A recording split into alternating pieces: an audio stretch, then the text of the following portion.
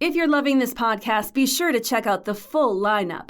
From news and local politics to sports and true crime. Find your next great listen right now at duluthnewstribune.com/podcasts.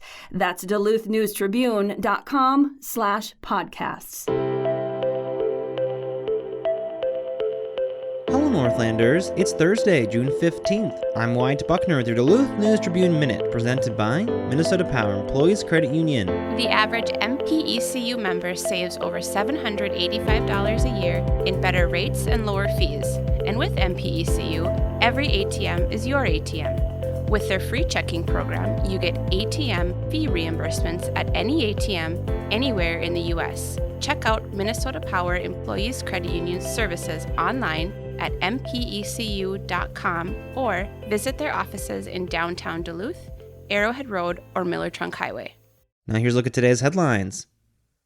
Smoke from Canadian wildfires is again rolling into the Northland, spurring an air quality alert from most of northern Minnesota through 6 a.m. Friday. The Minnesota Pollution Control Agency issued a red advisory Wednesday afternoon, which means air pollution will be unhealthy for all people who venture outdoors. The agency earlier had issued a lesser orange advisory, which applies only to people with existing health issues. Easterly winds are moving the smoke, much of it from the fires in Quebec, west across the state, where it will linger into Friday. The Wisconsin Department of Natural Resources issued an orange air quality alert effective until noon Thursday for much of the state, including northwestern Wisconsin. On Wednesday afternoon, heavy smoke continued to hang over Lake Superior in the Duluth area, blocking sunshine and sending smoke odor into homes. To check the air quality where you live, go to the MPCA's website, airnow.gov, and plug in your zip code, city, or state.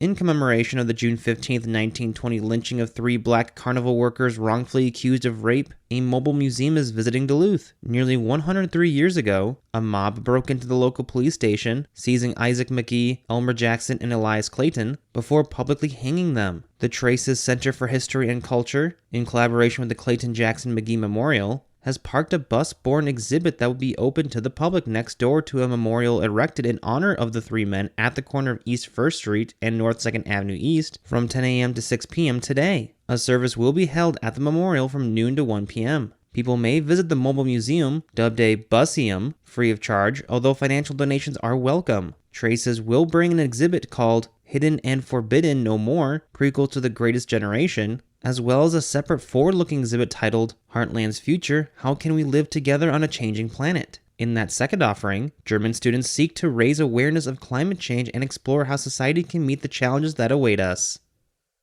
Dan Williamson now joins us with a special guest. Thanks, Wyatt. I'm joined by one of our colleagues, Duluth News Tribune features reporter Melinda Levine. And Melinda, there is a story you're working on that we'll be able to find in Friday's e-edition of the Duluth News Tribune. We'll also be able to find it online at duluthnewstribune.com. And talk about a tasty story, a tasty assignment. You had a chance to check out the Burger Paradox, the new burger place in Lincoln Park. What did you think? Well, Dan, it was delicious. It's kind of like a treat for the senses and the taste buds. Like the vibe in there is super colorful, and I was really feeling some like 80s, 90s throwbacks in the decor and the murals on the menu. And the food that I had was really delicious too. Well, that's the obvious next question. What did you have? And tell us a little more about that. I had the wampling, and when I ordered it, the waiter was like, good choice. And I was like, okay. I also got the salted caramel malt. And historically, I haven't been a huge fan of like malt flavoring, thinking about like malted milk balls. But this was like so good. It was thick, super sweet, like perfect for sharing or just solo. But like I said the malted milk balls thing to my dining buddy, and he was like, yeah, that isn't really what malt tastes like. And I'm like, well, I don't know. So it was really good. And then the wampling is like a really complex burger. It has scallion cream cheese with jalapenos and daikon carrots and pork and beef mixed with fresh garlic and ginger and sweet chili sauce. And biting into it, there were so many different like levels of flavor that hit me at different times. And it has wontons on it too. It was really delicious and melty in the mouth. That's awesome. As far as the atmosphere goes, now I had a chance to check out the new Corktown location, which is also the same ownership group, the Hansons. What did you think of the atmosphere and just how things were set up over at the Burger Paradox? Yeah, so folks who have like visited Kocha's bar, which it was most previously, or Spoons, it's similar, but it's a little bit more open space. So it's like painted, the bar is painted like a clean slate green, and it's got pops of color in the mural, and in like the vents are painted like a hot pink. And then in the dining area, there's also like a huge, beautiful mural with like red and blue.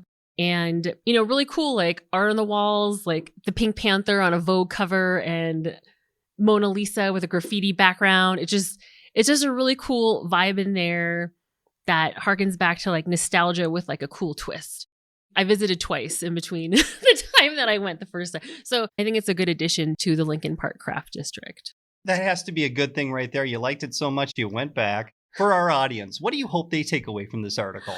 I hope that go have a malt or a burger. Or if anything, like go online and read their menu, because that like reading the menu was so charming. And yeah, and also read the review. Yeah, that's all I got. And of course, you can find that review in Friday's e-edition of the Duluth News Tribune.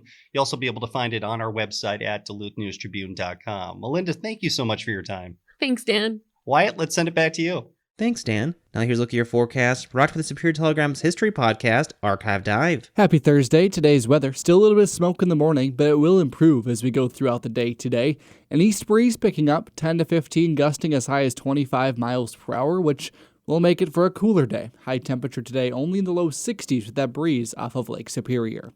For your Friday, a slight chance of a few showers, but much of the day will still bring plenty of sunshine. High temperature near 70 degrees, a very slim chance of one of those showers hitting your location.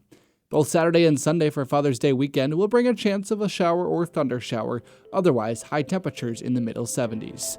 I'm Storm Tracker meteorologist Dylan Vogt. Thank you to Archive Dive for their support. The monthly history podcast, hosted by Superior Telegram reporter Maria Lockwood, dips into the archives of historic events, people, and places around Superior and Douglas County. A new episode titled The Founders of Gordon is now available at superiortelegram.com or wherever you also get this podcast. Reporting for today's episode was done by John Myers, Peter Passy, and Melinda Levine. Thank you for listening to Duluth News Tribune Minute. Have a great day, and we'll see you back here tomorrow.